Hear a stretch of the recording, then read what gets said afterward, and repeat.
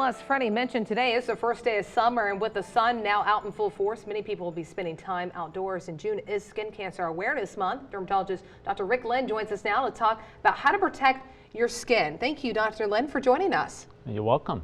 Let's first discuss the effects of excess exposure to the sun.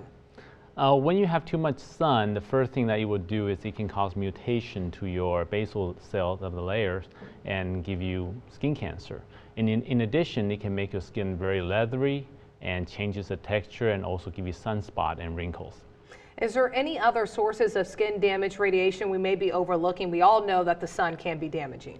Well, it's also tanning bed. Tanning bed is a very focused type of radiation, so it's actually give you more damage than the sun would.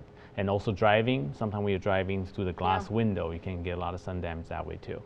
Wow, so people who are in the sun, they may notice they get the sunburn, or they may be getting these spots. What type of spots should we be looking at that may be questionable to ask a dermatologist?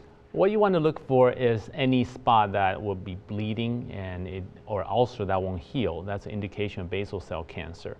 Or you can have a very scaly lesion that maybe a squamous cell cancer. Sometimes for adults, we shouldn't be giving wart. So if you're getting wart late in life, you might want to get that checked.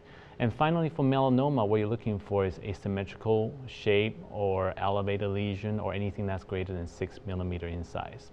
Wow, so I guess if you see anything, period, it's better safe to ask than to ignore it. Right. The most important part is if you have something that's rapidly growing in a very short period of time, definitely get that checked.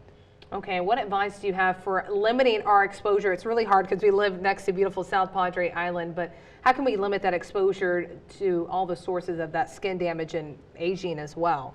Well, the best thing to do is sun avoidance. If you can stay out of the sun at all, you should. And in addition, if you have to be out in the sun, wear sunscreen every 2 hours, because that's pretty much how long the sunscreen will last. And most importantly, if you have sunscreen, if you don't use it, it's not going to help you. Definitely put it on every day. And I'm glad that you mentioned sunscreen, because there's so many different sunscreens on the market. What should we exactly be looking for and making sure we're getting what we pay for as well? Sometimes you can buy these sunscreens and they may not give you protection at all. Right. What we're looking for is a sunscreen that's greater than 30 SPF. Anything higher than that, like 80 or 90, it's basically just more expensive. You're not really getting that much more out of the sunscreen protection.